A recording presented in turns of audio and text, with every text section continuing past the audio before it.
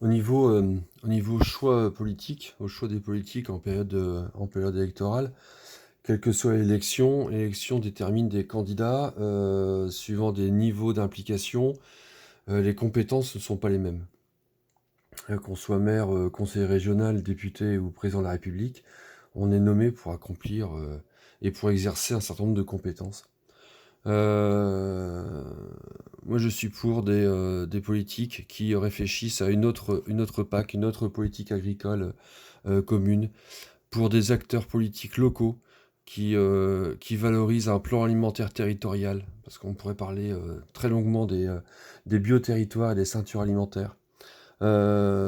Si on réfléchit un instant sur la PAC, les politiques agricoles communes, si on arrive à diminuer la quantité d'aliments pour animaux,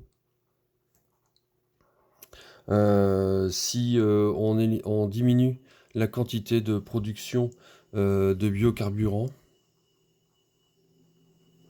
c'est grosso modo 40% et 40% des aides financées par la PAC, hein.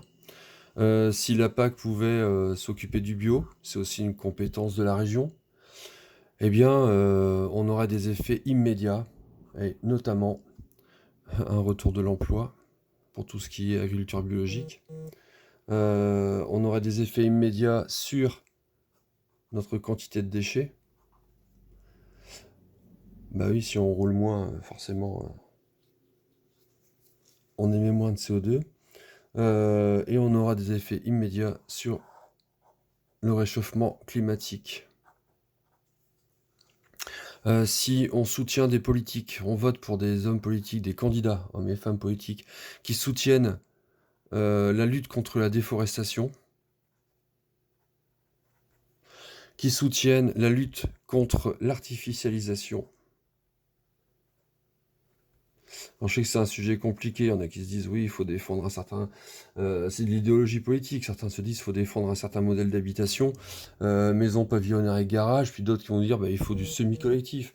Du semi-collectif, ça veut pas dire des barres d'immeubles à 300 personnes, ça veut aussi peut-être dire petit immeuble, un étage, deux étages, avec 9, 12 personnes, 9, 12 familles qui partagent un espace commun. C'est peut-être vers ça dont il faut tendre, vers quoi il faut tendre à terme.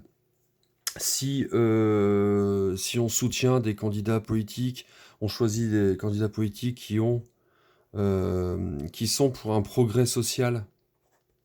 Bah oui, les progressistes, les humanistes, forcément, qu'il ne faudra pas confondre avec un progrès technologique. Pourquoi j'ai demandé à ce qu'il y ait une motion votée euh, sur la 5G?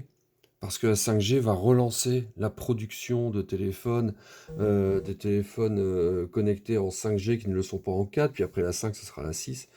Les 60 000, qu'est-ce que je dis, 60 000, 600 000 objets connectés qui vont nous révéler qu'on a de nouveaux besoins.